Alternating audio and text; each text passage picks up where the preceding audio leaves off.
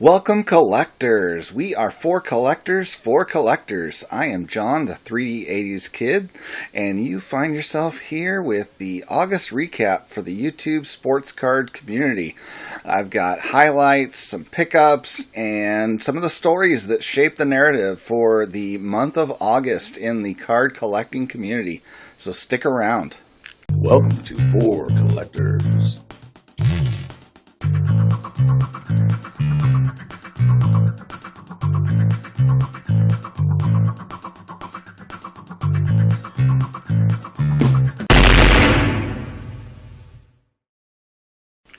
So last month I asked you all for help. I pleaded with you, I begged. It's pretty pathetic, actually. I said, if there's anyone out there you want to gain recognition for have them appear in next month's video, please email me. And I checked my email every day excitedly, and what did I find? Absolutely nothing. Well, that's okay. I guess it's all on me. I can do it. I am up to over 400 subscriptions on YouTube now, and I am just going to watch every YouTube sports card community video in existence. I can do this, I can hack it, and I will keep pumping out these videos every month. You can do it.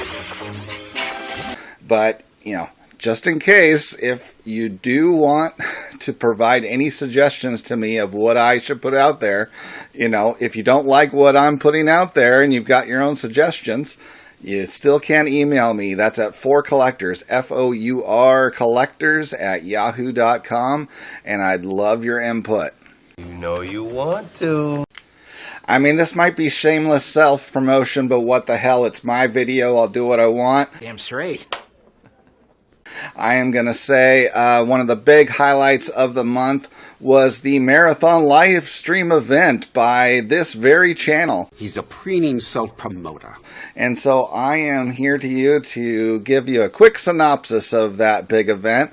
It all started with the first episode hosted by yours truly, where we did a pre-war showcase of the decade of the 1920s, and clearly there was one attraction of this video that stood out above all others. It's the moment, Bill, it wasn't you. And that was the collection of gorgeous babes that appeared in the video. Here, why don't you take a look?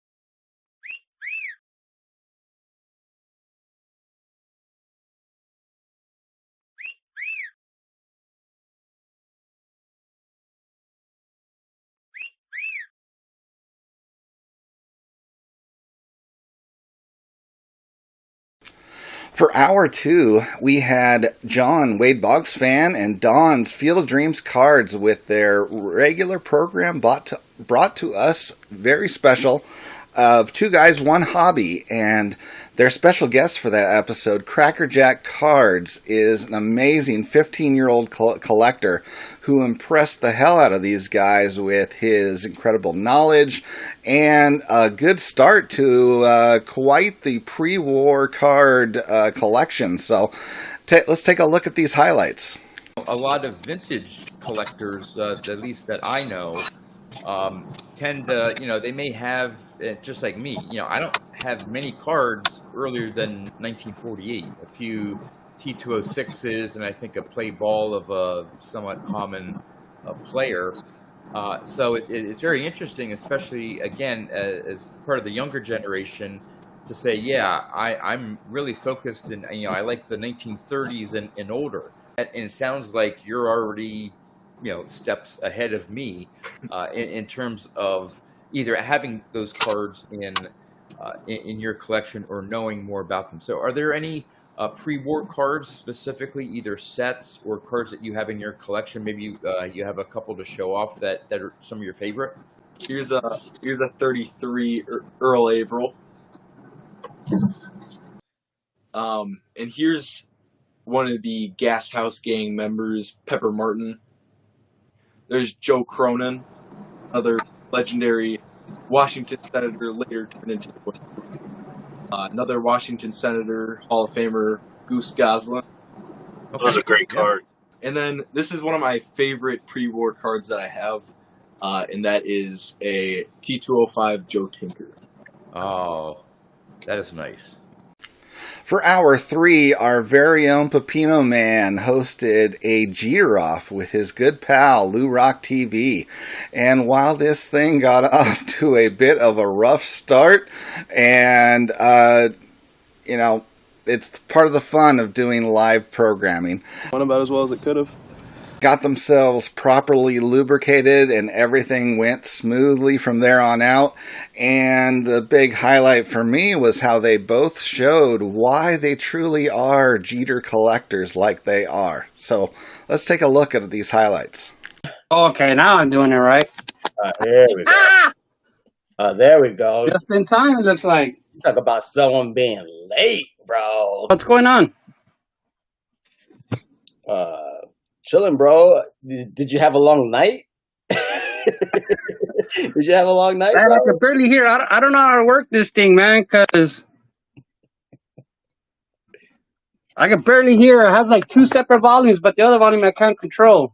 I barely hear you, man. I don't understand what's going on. I can't control this volume. Oh man, what is this? Your first day? I mean, this is your show. This is your channel, bro. Represent. Salud. All right.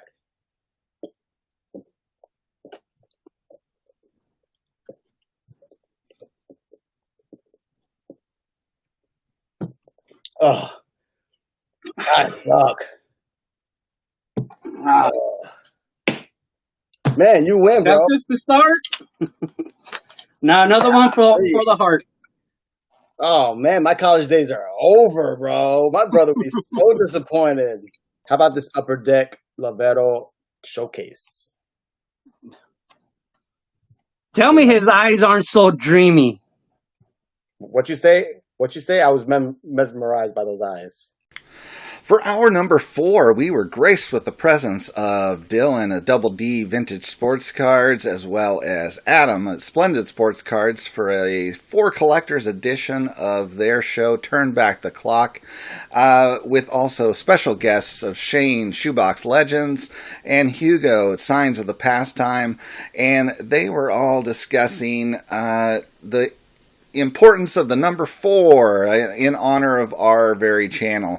And this episode was special indeed, because it almost felt like a role reversal where, Dylan is known for being the high energy guy in this community with all the enthusiasm. And it's almost like him and Adam switched places here in this episode. It felt reminiscent for you Seinfeld fans of the Kenny Rogers Roaster episode to me. Kenny Rogers. Boy, I hate that place. And so I am showing the highlights here of the comedy stylings and high energy brought to this episode by Adam of Splendid Sports Cards. And it concludes with the absolute fire he saved to the very end of the episode. So take a look. Hey guys, you make one bad joke and Pepino Man kicks me off the air. I don't know what happened, but we're back. Here we are. We thought we had an hour, but now it's going to be even shorter. So here we go. Let's see what we can do with this. I had all these funny jokes planned, and now I got to cancel them. There we go. Which I know you picked up a Brady Adam at the show. In Chrome, I should say. You got the atomic refractors. So yeah, I always see these crazy stats on social media about Maddox. Like he, whatever, did more than something crazy. He only walked like 3 guys in his whole career or something like that. You always see these amazing stats, and oh man, yeah, he was good. Actually, this is a good time to mention, guys. We're big fans of 4 Collectors and the new channel. We're here to support it. We love it. But it's a good time also to announce we're starting our own competing channel called 4 More Collectors. 4 More Collectors. Guys, go over there, subscribe. Just kidding. Theo, I'm kidding. Dylan just went to go buy those on eBay. He had to run. By the way, Shane, you had me cracking up. We had a group text going before this, and you made a joke about how when Dylan parks his car in a parking spot, does he get out of the car and inspect to see if it's perfectly centered? I had this I saw this movie in my head of Dylan all day long, just looking, gets back in, adjusts, gets back in. No, it's finally, there we go. Now I can go into the supermarket. Oh man. Oh, that's so good. Here's another one. This is card number. Commissioner's here.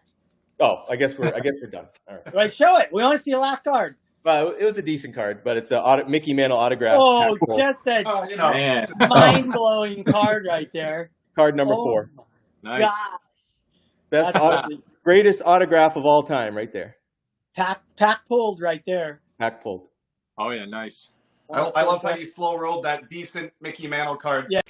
So for hour number 5, our very own James of Elite Hunters brought in baseball card collector, investor, dealer in that order, as well as Jeremy, the Texas Snowman, his longtime dealing partner, to talk about collecting, investing, and dealing. And some of the highlights I pulled from here was Jeremy giving us some words of wisdom on card collecting, as well as getting to see some of the collections from Chris of some amazing Ripken cards and some of Jeremy's awesome vintage cards. So let's take a look at those. Every dealer or collector in the hobby, I'm sure at some point has had a situation where, wow, I sold that card for $1,000, it's worth $3 now. Or I sold that card for $10,000, it's worth $30 now, or whatever, Right. And I just look at it if you look to your past, you can't see your future. Mm-hmm. And Chris and I have tons of stories like that. Oh my gosh, tons and tons and tons of stories. But the selling of it allowed us to have those stories because we reinvested it and bought more. So I don't regret that. It was hard to let go of, but had I not let it go, I don't know that I would be in the position I'm at today. You know what I mean? It's not all dollars and cents. So, of course. So this is my favorite Ripken card ever made. I really want to get a 10. I currently only have a 9. It's his first auto, and it's maybe the third autograph ever of a pack pulled card. Reggie Jackson in 1990 had one, and Ryan Sandberg in 91. Nolan Ryan, I think, in 91 as well, and then this is the fourth, I believe. I might be missing one, but it's $92. This is a PMG from 1999. This is not the good PMG year, but this one's numbered out of 50. Yeah, and it's an 8. Beauty. This is a 1 of 1 from 1998 score. Wow, and it's a 1 of 1. It's a 1 of 1. Artist proof 1 of 1. I don't know. It's sort of I don't know. There you go. That one. And back then, a 1 of 1 was really a 1 of 1. Yeah, that was really early years of 1 of 1s. I love this card. This is one of his first patch cards. Yeah, Pat Relic and Patch. And this is back when patches were actually game used and had some relevance. Okay. Right. They weren't just somebody went to Sports Authority and bought a shirt and put it on there. So Chris and I got this in a deal. Yeah. Ooh. See that? Yeah. It is gorgeous, dead nut centered, and I truly love this card. Wait, what grade is that? That's a 6. Yikes. Yeah, wow. That's a 6. And it's got the NBA gold diamond. But yeah, it's a beautiful card. And then I just got this, and I think this, I haven't just fully decided if this is going to be PC or not. Are you going to hold that? Yeah, that was in the deal we bought. You gonna hold on to that? I'm seriously considering it. Yeah, it's a beautiful card. It's nicely centered. It's an 8. This is last year too. Yeah. Yeah, it's just a really nice card. This card's got a fun story. Chris, you remember when I got this? This is the silver out of 250. So we really enjoyed doing a lot of the prop bets and stuff for the Super Bowl. And I thought about it and I was like, instead of betting on, on a bunch of them, we still did it like, $100 or $200 just for fun. But I was like, I'm just going to buy a Tom Brady rookie card. And if he wins, it's going to go up. And if he loses, it's still Tom Brady. So I bought it before the Super Bowl and it immediately doubled when he won. So That was pretty cool. That was the last one he won, so that was a pretty cool story. And then let's see, one more. So I really like this card. Okay. Full disclosure, I would actually sell this card because I want a higher copy, but it's just dead centered. I mean, it's perfectly centered. So this part of the video was followed up by James giving these two gentlemen a very difficult challenge in which they had to guess between two different cards of which one had sold for more most recently. And this was a highly difficult challenge where the amounts were fairly close percentage-wise. So, Chris, what did you think of James's challenge? Whoa! For hour number 6, we had Dom of Staven Sports Cards, who hosted a conversation that was about going beyond player runs, where you go beyond just collecting a Topps run of players, and you get into all kinds of various food issues and collectible items off the normal beaten path. For this conversation, he brought in Sports Card Hall of Famer picker Jim S., Matt from The Card Story, as well as friend of the community Will, who, as far as I know, doesn't have a YouTube channel, but certainly should create one. He's great. And pulled in some highlights of some of the great cards they showed during this episode, but certainly far from all of them. So check these out. The 1960 Topps Carl Yastrzemski. Oh, there's the Brooksy. The 74 Topps, number 1. Kind of the premature celebration of being the home run king. Here's our rookie card. We made the mistake, it looks like in hindsight, that we went with CSG for all these. So it was the 64 Topps Giants, the cards that I teased for my guest on my latest video. This is one that I just picked up. Oh, man. Got this 1982 All-Star. This is from the All-Star Game program. It was an insert that was in the program. This is one of the ones I picked up at the National, the 1977 Venezuelan League, Carl Yastrzemski. This is the Atlantic Oil, and it's the play ball back. This is probably one of my favorite cards just because of the fact that, as you said, it's a great-looking card, but it's autographed by him as well. This is a 1983 Flair stickers. Just the Rawlings premium photo. It's really big, so I don't know if it'll fit in the whole pan there. This 59 home run derby. Glares really bad. This is the Swift Meats from 57. The crime scene card. I call it the Dexter set because it looks like the body part's all chopped up. This is kind of like the first one, if you think about it, like the double header from 55. The 61 Manning's Land.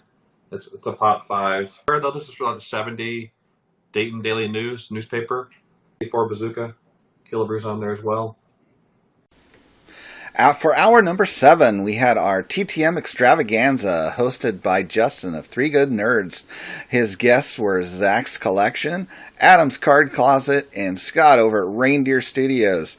And these 4 superstars revealed to us their origin story in the TTM world, and that's the highlights I clipped here for you to see. So take a look.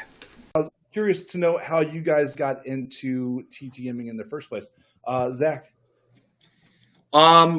Actually, it started probably about 2014 or so. A buddy of mine, for my birthday, gave me a signed Robert Englund 8x10 and a signed Rodney Dangerfield 8x10. Fun.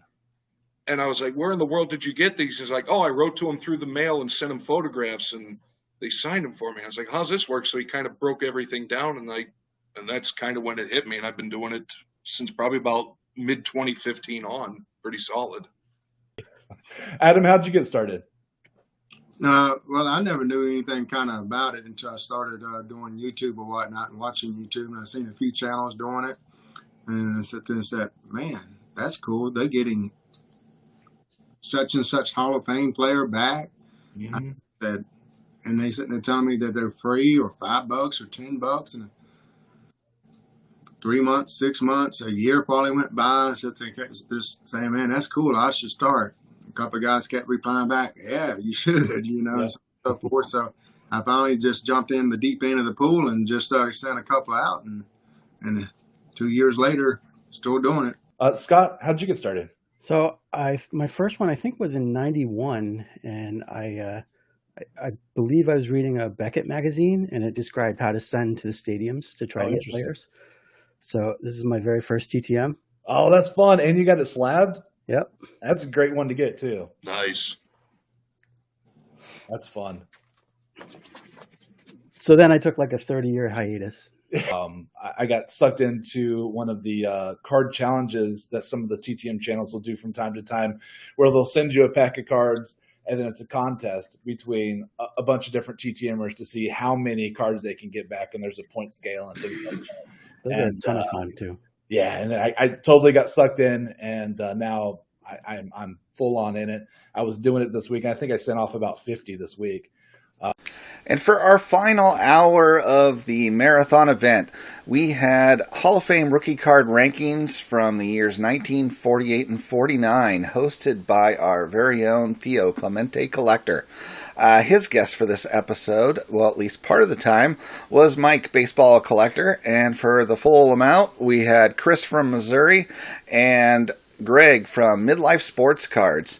Now, in this discussion, it was quite a lively discussion here. A lot of arguing back and forth, but the key takeaway that I took from it was 3 good bits of information, starting with the fact here of that Warren Spahn may in fact not be human. So let's hear what Chris has to say about that. And I'm, with my looks, I can't make fun of anybody, but I remember having this card and being excited about this card right here, and showing my mom this card right here, and my mom said her only thing was, he looks like a turtle, and I cannot get that out of my head. 45 years later, he looks like a turtle. Now, I am pleased to say that I have an absolutely amazing research department, and they were able to find the original photo from which Warren Spahn's 48 Bowman rookie card was created. So let's take a look at that. Oh, amazing. That is quite the image. So the next lesson we learned from Chris was that Yogi Berra, at the time of his 1948 Bowman rookie card picture, may have had a secondary career at the time. And so let's take a look at what Chris had to say on that one. So Chris, please defend why that card is like the 3rd worst card looking. I would love to hear this. Well, take a look at this thing. You might as well replace that bat with an axe. He looks like he's on the side of a mountain, not anywhere close to a ballpark. And it's like he forgot to show up for the pictures, and they caught him in the off season and said, "Hey, can you put this uniform on and give me that axe, and I'll give you this bat?" Once again, my research department has come up with brilliance, and they found the original concept for this card. So let's take a look at that. Oh, amazing. And the last thing I pulled out of this video was that Greg over at Midlife Cards just hates the design of the 49 Leaf Stan Musial card with a passion. And let's take a look at what he had to say about that. Tell me which one's better looking. Well, wait. I'm not that sure. Musial is hideous. Wait. I think Chris is trying to say that it looks like a forest behind Yogi, so that's why he's saying the axe, right? Is that what you're saying? Now the blue ocean is better. I mean, what is that blue, dude? With that pink hat? Come on, Maybe Chris. How did you rank that Stan Musial in Eye Appeal? Be honest. Where did you rank that? Where did he put it? Theo, I need to know if he ranked that higher. Looks like some dude. No. Be honest. Do you remember the watercolors as a kid? And you just like put the water on there and it would make the color. That looks like a watercolor. That Stan Musial. So I'm a huge Stan Musial guy, but I just think that card. I think that card. If I gave my daughter a crayon and hey, color this in, That's what she would come back with. I think it's an ugly card. I think Stan Musial is a freaking stud, but I just don't think the card looks good. And the research department comes through again. They were able to find a photograph depicting the original creation of that Stan Musial card from back in 1948. So let's take a look at that photo. That explains it. I guess it was watercolors, Greg. You were right. So let's move on. So a really big thanks again to everyone who participated in our event, everyone who watched it live, comments in the chat. Big thanks to everybody. I feel like it was just a big celebration for all of us to share our joy and love of collecting these cards. And it's something I think we might do a similar event for our 1-year anniversary. So thanks again, everybody who had any part in this, watched it later, whatever. Big thanks. Thank you so much. So for the next segment of this video, we're talking August pickups. And for our first person, we've got Diamond Yard Sports Cards, who picked up a huge autograph this month. And so let's take a look at what he got. Hey guys, George with Diamond Yard Sports Cards coming at you with another video. Right. So here's a card. It's a terrible thing. There we go. There we go. So this is the 74 Laughlin Old Time Black Stars. The card is a 5. The auto is a 10. It's in ballpoint pen. Thank you, B-Roth, for turning me on to this. Up next, we've got someone in the autograph and TTM world. It's Angry Old Man, and I might have been a little biased including this one since I've got that Steve Young card behind me back there. So take a look at some of his returns here. Hello, everyone, and this is Ed, also known as the Angry Old Man, according to my son. I did get a mascot autograph. I'll show that. It was from the San Francisco Giants, Mr. Lucille. Yeah, Lucille, there he is. Signed it for me, you know. They sent it. I sent a request. I saw this, and I had to have it. It's Steve Young, Hall of Fame quarterback, but not in the 49ers uniform. Here he is wearing the old LA Express uniform from the USFL. I never had a picture of him signed. I got him one with the 49ers, but this was at a good price. It came with the JSA authenticity down there, so I grabbed it. All right, 2 TTM returns. Just 2, but 2's better than 0. The first came from Arkansas.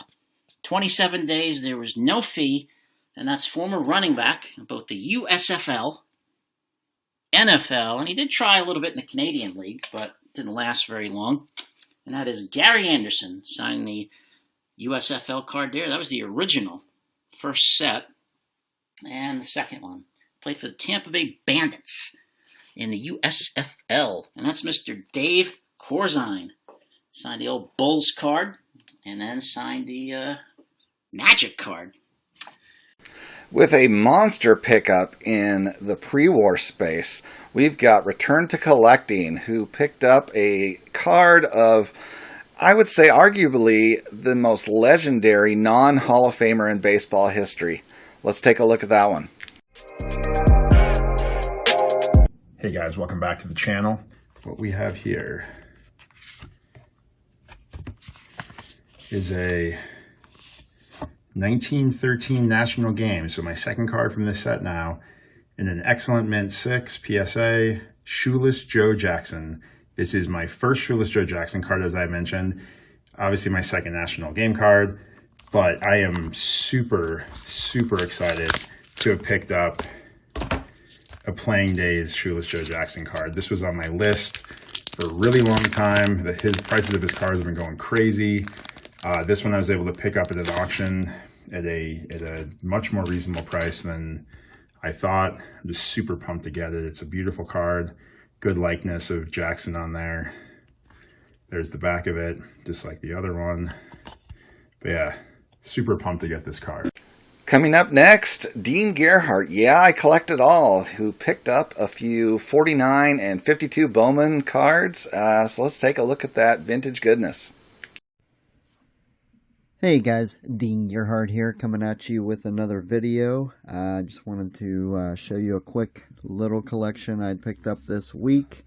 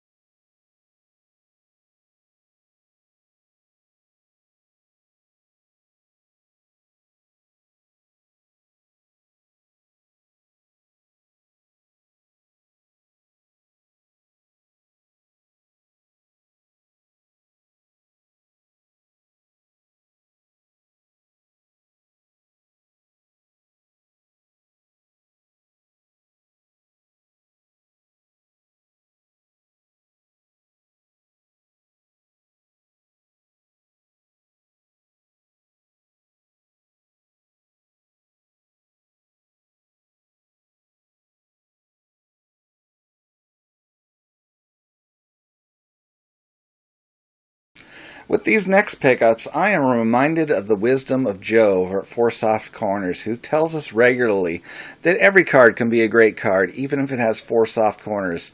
And making full use of this is Poor Man Stack, who picked up some mid to late 50s as well as some early 60s vintage bargains. Let's take a look at those.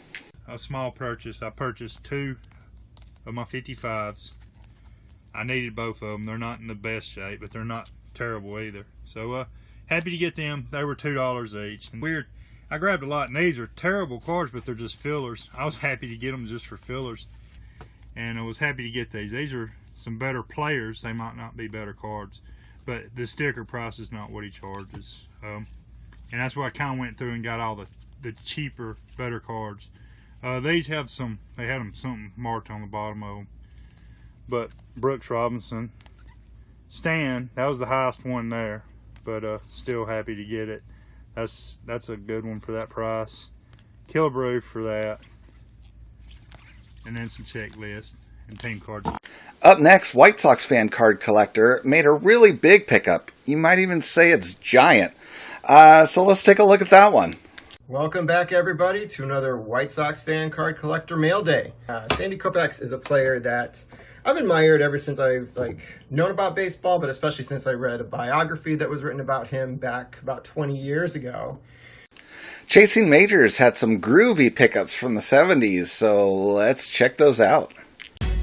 Hey, what's going on, everybody? It's John. Thanks for checking out another video. 1978 is my birth year, and so I have slowly started to put together a collection of all the Hall of Famers, specifically from the baseball side of things, in PSA 6, PSA 7 grade. Another collection that I currently am working on is the 1970s decades run for Terry Bradshaw. Trying to get them in collector grade, really kind of like PSA 5 through PSA 7s. SGC is fine as well. I collect both of those, as most of you guys know. But here is a PSA 7, again, my birth year, 1978. So this is also a PC card. I believe, I don't know if I have this one graded in a lower grade. If I do, that card will get listed on eBay or ComC, and this nice PSA 7 will replace it. 2 cards, really it's going to show up as 3 cards, but I have 2 more cards to share with you guys. The reason why I say that is I bought a duplicate for a couple of reasons. I was feeling a little bit good after some adult beverages during the auction, the golden auction a few weeks ago, when these cards all came up, and I end up purchasing both of these 1970 Elgin Baylor. The final card to share with you guys is probably the biggest card of the group, and it's a 1970 Wilt Chamberlain. This one is only in a PSA 4. Sal Dougie's House of Cards made good use of his wife going out of town for business by going along and visiting some card shops on the way. So let's take a look at his awesome Boom Era as well as Modern Shine pickups right here. Hey everybody, it's your pal Sal from Sal Dougie's House of Cards. Wheels American Thunder, Jeff Gordon, All-Star. 88-89, beautiful Luke Robitaille. In his Los Angeles Kings jersey, 21-22, Mosaic. Giannis Antetokounmpo holding the NBA Championship trophy and the Finals MVP trophy while wearing his I Love Jim Paschke t-shirt from 2004 Hoops Hot Prospect. Yao Ming. The set, it's from 1983, and it's our famous chicken from 77 Topps. Reds George Foster from 79. All-time record holders stolen bases for season and career. Both are Lou from 82 Donruss, a couple Diamond Kings. We got Pete Rose and Dave Winfield from 2017 Topps. And this came out of maybe a silver pack. I forget. When I logged this one on TCDB, it had some sort of additional kind of details about it. But it's a great card. Also pulled out of the quarter box. Joey Votto got the 87 Topps look with the green border, and then that kind of like shimmers a little bit. 76. Fred Lynn with the gold cup rook. Grab this 84 Donruss Paul Leo Molitor.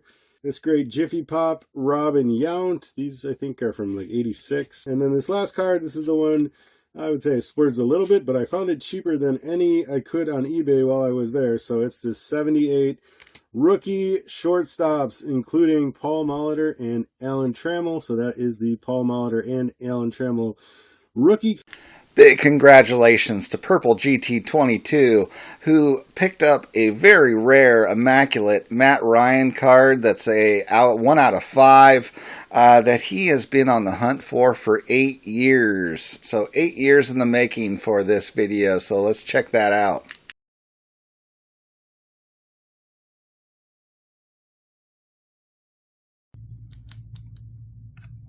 I got it. Fellow PA friend. I consider him a friend now because he worked with me on this card and got the 1 to 5. This is the 2015. I've bid on this card before, and at the time the product had just came out, and these things are going for buku money. Number 1 of 5 right there. And our last pickups for this month come from Stoff Sports, who showed us some Modern Shine with adding to his Garrett Cole and Jody Votto collections, and for some reason apologized for making a video in the first place.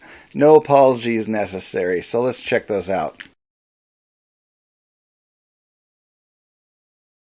How you guys doing? What's shaking? You doing okay today? I'm excited. There was very little call. This is the orange refractor. It's not numbered. It's a neat card. Obligatory. I didn't pay that much, guys. I actually paid more because I wanted it that much. I picked this blue CSG for like $20 on eBay. Here's the gold. Another 9. Pretty neat. It was like $45. X-Fractor in a 9. $45. I'll put the pop report for these on the screen if I'm feeling saucy. And you are feeling saucy. I got the 10. This was like $150. This is just a really neat card. Refractor and a 9. Got this for like $120. If I enjoyed this card this much, why don't I buy more? So I got another one on eBay. I got another one. All for around $120. And then, I also have a paper one. These are like 100 now. It's an X-Fractor 9. Even fewer of these. It was $89. Buy it now. Anyway, I apologize for the actual video. don't expect that to happen again. And you guys have a great day. See you later. So now I'm going into my video highlights section for the month, and I would be remiss if I didn't start out with what seemed like it was one of the biggest stories of the entire month, which if you're watching this video, you had to have seen some of the content related to this. And what I'm talking about is the basement. I'm talking about Mike Baseball Collector purchasing the remainder of Dave Blue Jacket 66's mom's basement with the remainder of his father's card collection. So, to start things out, let's hear a little bit from Chris from Missouri to give us the background on the situation. And I'm going to talk to you about a time that I had a couple of weeks ago going through a basement of a true vintage collector. And the story kind of goes like this. Mike Baseball Collector bought the basement of Dave Blue Jacket 66's dad's. Dave's dad passed away a while back, and his mom lived there, and they just had to make room, and Dave had to get everything out of the basement. And so he sold everything to Mike. And I believe he gave Mike a pretty good deal. I don't know the terms or anything, but I know that Mike bought it sight unseen. But, if Dave told me that he had something that was worth something, I would believe him. And but Mike was tasked to getting all this stuff out in 2 days. And go to Dave and Mike to go to their channel, Blue Jacket 66 or Baseball Collector. Thanks for that introduction, Chris. I will take your advice, and let's head over to Mike to see his thoughts on this whole journey of his. Yo and hello everybody, Mike here, Baseball Collector, and I am embarking on maybe the thing I've been most excited about in a really long time regarding the hobby. And I've got my driver here, Julie. Yo and hello. Yo and hello. We are heading north in the truck, leaving Texas right now, about to leave Texas, and on an adventure. There's been this long-standing kind of legend and mystery and myth about what, Julie? The basement. The basement. It sounds scary, like a horror movie. It does sound scary. But to give you a little backstory of what's going on, a few weeks before the National, I talked with Dave Blue Jacket 66, and long story short, I bought his basement. I bought his mom's basement. So Mike seems pretty excited. Let's take it over to Dave over Blue Jacket 66 to get his take on the whole situation and his thoughts on the current state of the basement. Everybody, it's Dave, Blue Jacket 66. Headed cross state drive to Kansas City to meet Mike Baseball Collector, who is going to and has purchased the remainder of what was once a glorious and iconic sports card collection. It's something that had to happen. It's been for a couple of years. The house is just sat there, which is never good. And thankfully, my niece and her husband and brand new baby are buying my mother's house, which is just a blessing. So we will go to the house, and the house is cleared out, and they're putting new floors and carpeting, and I think they're painting, and the sale on that house isn't complete yet, but they can move in at any time, even before we finish selling it to them. But that basement's got, they have a new family, it's got to go. And there's a shitload of stuff. I told Mike that I equated to what's left in the back basement as, back in the mid-1800s, they discovered gold in California, and there's gold nuggets for the picking. Easy money. And then after a while, it's not just gold nuggets laying on the ground for you to put in your pocket. You have to do a little bit of mining to make your fortune. And then eventually, the gold is quote-unquote dried up, and everybody moves away. But there's still gold there. There's dust, and people pan for it, and work very, very hard and diligently, and make a little bit of money out of it. That's kind of where we're at with the basement. So now I'll jump past where they emptied out that basement and loaded it up, and let's take a look at the back of the U-Haul that JT over at Triple Crown 24 ended up driving home, and here are some of his thoughts. All right, guys, so here I am. Here's my car. I'm back home. 620 miles later, this is what I'm bringing back with me. And now it's time for the fun part, which is to actually get to go through it. When you're getting it loaded onto the truck and getting it consolidated, see a couple of things, but I really have not seen probably at least 80, if not 90% of all this. So I'm excited. I'm going to take my time with it. We have the truck for a couple of days, so it's just going to be a gradual unloading process. And I'm a little worn down, I guess. And the final YouTuber participant in this event was Billy Ballgame Sports Cards, who was able to express his gratitude for being involved in this situation. Let's hear from him. I was honored to be a part of the basement collection between Blue Jacket 66 and Baseball Collector. So ultimately, this situation generated multiple videos from each of the participants. It's resulted in multiple live sales going on from JT and Mike. And it just feels like one of those situations that was a very special moment for this group of collectors to all be able to participate in and get to see the last vestiges of what was once just a spectacular collection, and just a great moment to be involved with it. And I thank them all for sharing it with us. Thank you. I am happy to report that a Hall of Fame channel that has been off the air for over 2.5 years is back in business. Not only did they make one video, but 2 videos in this past month. And that would be Baseball Card Junkies TV. So let's take a look at a quick highlight from that first video. All right, so I gotta get comfy with Eric. So, Mr. Elite, you can do the intro. What did I say before? What's up, YouTube? Baseball Card Junkies TV. Yeah, it's been so long, right? What do we say? It's been so long. So here we are. Here, let's try to get... So now we got to try to get 3 of us in view, because Baseball Card Junkies TV is now a 3-man show. So we got... Big Mac Fanatic. Titanic Taters. Tap City 5401. Couldn't remember my name for a second. I was like, dude, what do you put? Eric? My name's Eric.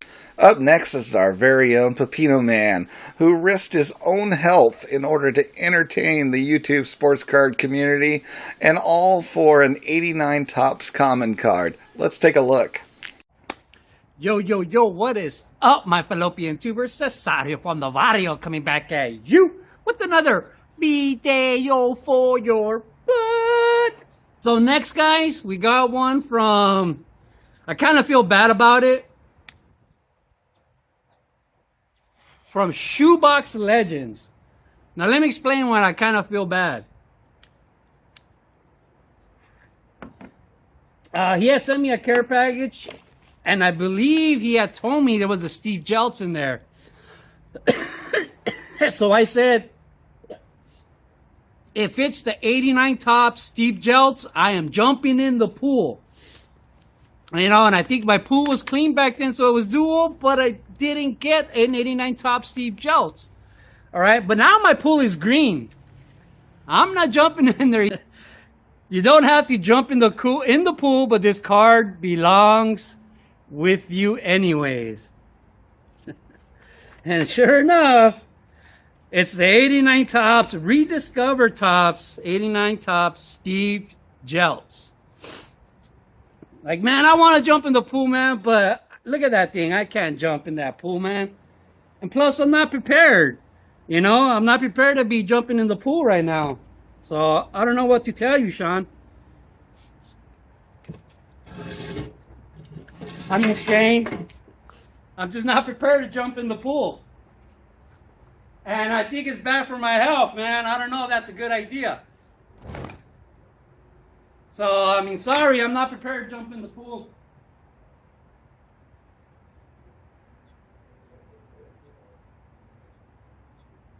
All right, I'm going to keep my word for you. But if I get sick and die, it's on you. Cowabunga! Don's Field Dreams put together a really cool video highlighting a lot of catcher cards and some of the photography associated with those cards. And it had a very on-brand intro to that video. So here, let's take a look at that. Hey, Dad? You want to have a catch? I'd like that.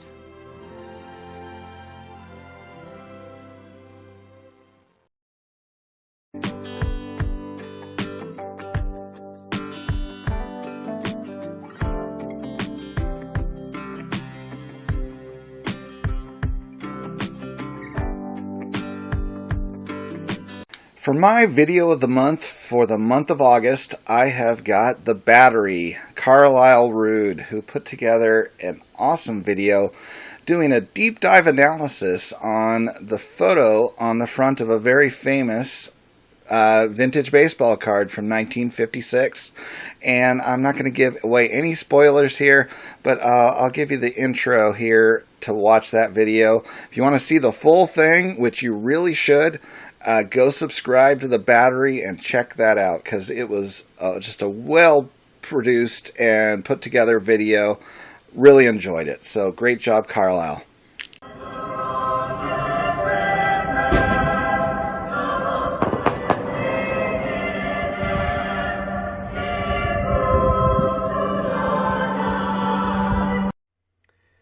Alright, so if you follow my channel for any length of time, you know I'm a Braves collector. And you know that Hank Aaron is my all-time favorite player. And you probably have also heard me talk about this card, specifically 1956 Topps Hank Aaron. I know a lot of people have probably told you that that's Willie Mays sliding into home plate instead of Hank Aaron. This is sort of a bonus card because you get 2 Hall of Famers for the price of 1. But I've never bought into that. I've always thought that it was probably someone else. I agree, it's not Aaron. The build is wrong. The face is wrong. It's not Henry Aaron. But I never have accepted that it's Willie Mays. And part of the reason why I haven't is because I've never found the original photograph that this rendering was made from. Many of the other cards from 1956 in the Brave set I have, but not this one. And you know, Willie Mays was a star, so it should have been easier to find the image. But today I did find the image, and I know who that is sliding into home plate. And I'll tell you right now, up front, there are not 2 Hall of Famers on the front of this card. So let's look at some of the evidence. Look at what I was looking at this afternoon and how I discovered who that player was sliding into home plate. So that does it for my August highlights. I'll be back again in September with another recap video for you. And if you have any videos in particular you'd love to see highlighted once again, please email me at 4collectors@yahoo.com, and I will see you next time. Okay, kid.